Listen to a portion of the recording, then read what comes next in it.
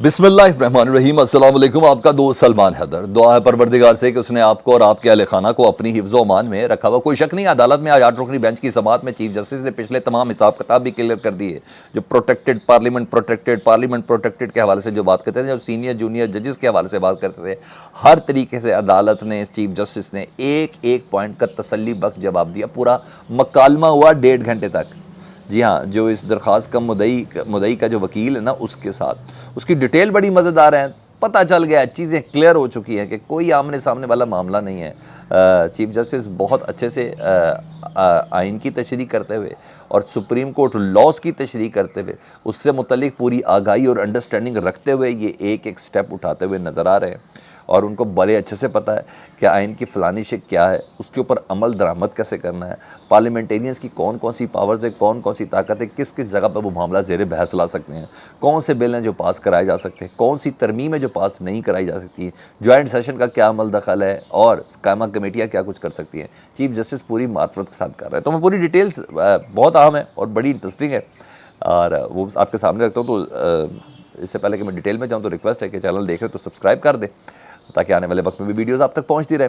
پاکستان تحریک انصاف کے وکیل ہیں اظہر صدیق صاحب، میں ان سے متعلق میں نے ابھی تک آپ کو اپڈیٹ نہیں دیا، تو میری کچھ پولیس والے افسران سے کچھ گفتگو بھی ہوئی۔ تو اظہر صدیق صاحب پاکستان تحریک انصاف بڑے تگڑے وکیل ہیں، اور ویسے بھی جس مقدمے میں پڑ جائے نا، میں ذاتی حیثیت میں بھی ان کو جانتا ہوں، ان کے دلائل اتنے فصیح اور بلیغ ہوتے ہیں، اتنے کنونسنگ ہوتے ہیں، آئین کی اور قانون کی اتنی انڈرسٹینڈنگ ہے ان کی، کہ کہا جاتا ہے کہ جدھر اظہر صدیق پڑ گئے تو وہاں کیس جیت ان کا مقدر ہوتی ہے، زیادہ تر یہی سنا گیا۔ تو عمران خان صاحب کے کئی کیسز میں وہ رسپونڈ کرتے ہیں، ریپرزینٹ کرتے ہیں عمران خان صاحب کو، کیونکہ عمران خان صاحب کے جب کیس ہی 142-43 ہوئے ہیں تو بھائی ٹیمیں کام کر رہی ہیں نا، تو ایک ٹیم کو ہیڈ اظہر صدیق صاحب کر رہے ہیں، اسپیشلی پنجاب کے کیسز اور لاہور کی عدالتوں کے کیسز اظہر صدیق صاحب بھی اس کو دیکھ رہے ہوتے ہیں۔ تو ان کے گھر پر پٹرول بم سے حملہ ہوا ہے جی، 2 پٹرول بم پھینکے گئے، 4 موٹر سائیکل پر سوار افراد آئے ہیں، اور 2 موٹر سائیکلوں پر سٹارٹ رکھی ہے، پٹرول بم سے آگ لگائی گئی ہے اور ان کے گھر کے اندر پھینکا گیا۔ شکر ہے کوئی نقصان نہیں ہوا، وہ آگ نہیں بھڑکی یا کچھ بھی ہے، لیکن 2 پٹرول بم فائر کیے گئے۔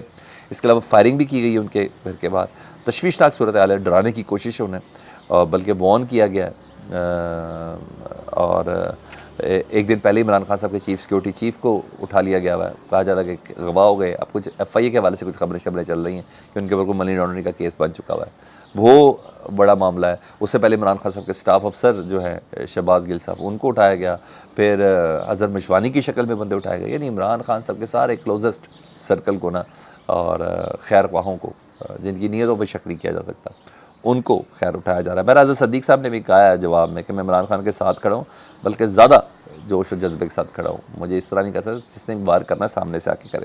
یہ تو ہو گیا ایک اپڈیٹ۔ سپریم کورٹ میں ججز اصلاحاتی بل کے خلاف نا درخواست گئی تھی، تو سپریم کورٹ نے اس کو ٹیک اپ کر لیا، اس درخواست پہ سماعت کے لیے منظور کر لیا، 8 رکنی بینچ تھا۔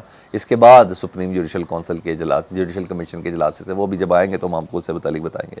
اہم ریمارکس میں نا چیف جسٹس نے نا بلکہ بڑے زبردست اہم ریمارکس دیا، بلکہ جواب دیا، وہ جواب بڑے تگڑے اور فصیح اور بلیغ ہیں کہ راکٹ کی طرح لگے ان کو، بالکل ٹھک کر کے، بالکل پوائنٹ ہٹ کیا انہوں نے کہا مدعی کے وکیل جو ہیں ان کا نام ہے امتیاز صدیقی صاحب، جنہوں نے درخواست دی ہوئی ہے اس اصلاحاتی بل کے خلاف کہ یہ غیر قانونی ہے، سپریم کورٹ کو باندھنے کی کوشش کی گئی ہے اور غیر آئینی ہے۔ ان کے وکیل سے چیف جسٹس سے پورا مکالمہ کیا، انہوں نے کہا آپ یہ کہنا چاہتے ہیں اس درخواست کے ذریعے کہ بل سے عدلیہ کی آزادی اور خود مختاری کو نقصان پہنچے گا؟ نہ آپ کی درخواست کا مطلب یہ کہ عدلیہ کی آزادی اور خود مختاری کو نقصان پہنچے گا؟ جس طرح پارلیمنٹ اور دیگر ادارے پروٹیکٹڈ ہیں، جس طرح پارلیمنٹ اور دیگر ادارے پروٹیکٹڈ ہیں، اس طرح عدلیہ بھی پروٹیکٹڈ ہے۔ مطلب جواب دیا ان سیاستدانوں کا جو اسمبلی میں کھڑے ہو کے پنجوں کے بل تقریریں کر کر کے عدلیہ، ججز، چیف جسٹس، گروپ بندی اور پتہ نہیں کس کس طریقے سے ادارے کو برباد کرنے کی کوشش کر رہے تھے، اور ہر وہ زبان استعمال کی جو کسی جلسے میں نہیں کر سکتے تھے، جو کسی پریس کانفرنس میں نہیں کر سکتے تھے، کہ پارلیمنٹ کی حدود کے اندر ہم بالکل پروٹیکٹڈ ہے، اور پارلیمنٹ کے اندر سیاستدان کچھ بھی کسی سے بھی متعلق کہہ سکتا ہے، اس کی کوئی زبان نہیں پکڑی جا سکتی۔ اس سے متعلق چیف جسٹس نے جواب دیا ہے کہ جس طرح پارلیمنٹ اور دیگر ادارے پروٹیکٹڈ ہے، تو یہ ذہن میں رکھیے سیاستدانوں، ہم بھی سپریم کورٹ عدلیہ بھی اتنی ہی پروٹیکٹڈ ہے۔ ٹھیک ہے جی، اور مزید سنیں، اور وہ سینیورٹی کا بڑا ایشو ہے نا، سینیورٹی کا وزیر قانون نے معافی بھی مانگی، وہ اس پہ بھی آتا ہوں کہ سینیورٹی نہیں رکھی جاتی بینچز کے اندر، کبھی جونیئر جج کو رکھا جاتا ہے، کبھی پانچویں نمبر کا جونیئر، کبھی 7ویں نمبر کا جونیئر، کبھی 8ویں نمبر کا جونیئر، کبھی 12ویں نمبر کے جونیئر کو بینچ کا حصہ بنایا جاتا ہے، تو چیف جسٹس سینیورٹی لیول بھی نہیں کرتا۔ انہوں نے کہا سن لیں آپ کو علم ہے اس بات کا؟ مکالمے میں انہوں نے سارے بخیوں کھیڑے، ان کے سارے قضیے تمام کیے، انہوں نے کہا تمام ججز سپریم کورٹ کے برابر ہیں۔ جب سپریم کورٹ کی عمارت کے اندر آ گئے ہیں، جب وہ سپریم کورٹ کے جج ہیں نا، تو پھر تمام جج برابر ہیں، تو کوئی سینئر جونیئر نہیں ہے۔ تو چیف جسٹس نے یہاں بھی کہہ دیا۔ بہرحال آج کی سماعت 1.5 گھنٹہ زبردست قسم کے یہ دلائل تھے، 1.5 گھنٹہ اس کے اندر دلائل ہی چلتے رہے، اور اس کے بعد ملتوی کر دی گئی۔ وکیل امتیاز صدیقی صاحب نے دلائل دیا اور زور دیا کہ اس کی فوراً سے پہلے سماعت کو کمپلیٹ کیا جائے۔ بہرحال 8 رکنی لارجر بینچ نے دوسرے فریق کو بلانا ہے، مطلب اٹرنی جنرل کو انہوں نے نوٹس جاری کروا دیا جی، 27A کا نوٹس جاری کرایا ہے۔ اس کے علاوہ تمام سیاسی جماعتوں کو بھی نوٹس جاری کر دیے گئے ہیں اور سماعت ملتوی کر دی ہے۔ تو آج چیف جسٹس نے اپنے پیرائے پر اپنے اینڈ سے وہ جواب ان لوگوں کو دیا ہے۔ ہاں، اس کے بعد حکومت نے بڑا مزیدار کام کیا نا، سپریم کورٹ کو 2 جواب دیے۔ اچھا جی، اور بڑے سوچ سمجھ کے دیے، اپنے حساب سے یہ ان کا بہت بڑا بدل جیسے ہے۔ 8 افراد نے پریس کانفرنس کی، 8 افراد ورسز 8 رکنی بینچ، یہ ذہن میں رکھنا ہے۔ 8 سیاسی جماعتوں کے رہنما، قمر زمان کارا، وزیر قانون وغیرہ، یہ تمام شامل تھے۔ ان کو بتایا کہ جی ہم 8 رکنی بینچ کا جواب ہم 8 رکنی سیاستدان کر رہے ہیں۔ انہوں نے کہا ہم مکمل طور پر بینچ کو مسترد کرتے، گورنمنٹ کہتی ہے، PDM کہہ رہی ہے۔ اس کے علاوہ اس کے خلاف بھرپور مزاحمت کریں گے 60 رکنی بینچ کے علاوہ، فل کوڈ بنایا جائے۔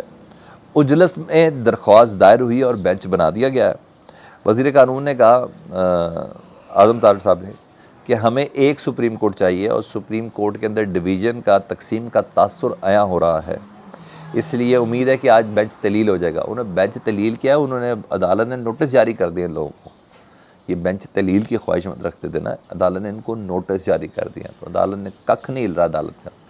عدالت کو بہت اچھے سے انڈرسٹینڈنگ کے ساتھ عدالت آگے جاتی ہوئی نظر آ رہی ہے۔ اور ہاں، انہوں نے یہ جذبے کا ضرور مظاہرہ کیا اس پریس کانفرنس میں کہ ہم توہین عدالت سے بھی نہیں ڈرتے، اور اس سے پہلے ایک مشترکہ اعلامیہ بھی PDM کی جماعتوں نے جاری کر دیا تھا۔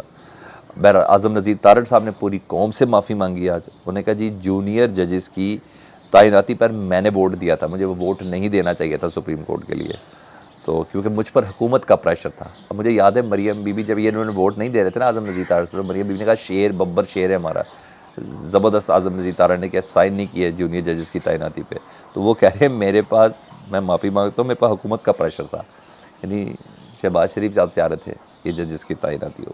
بہرحال 21 ارب کا بھی انہوں نے قائمہ کمیٹی نے انکار کر دیا جی پارلیمنٹ کا۔ اب دیکھیں وہ بھی کیا ہوتا ہے کہ انہوں نے 21 ارب نہیں دیا الیکشن KP کا اور پنجاب کے لیے۔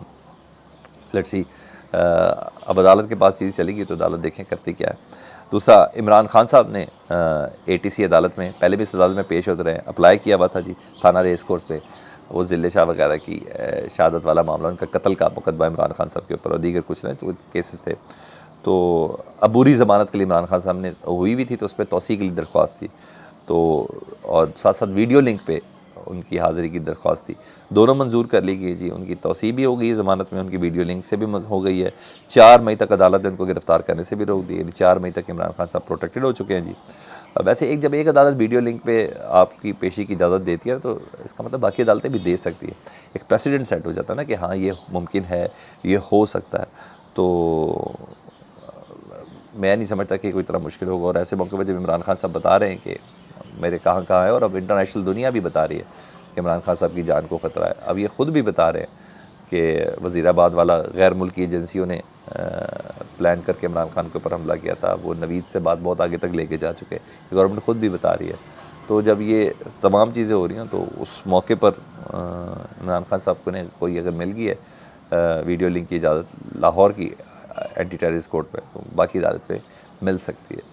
اپنا بہت خیال رکھیں، اللہم صلی علی محمد و علی محمد۔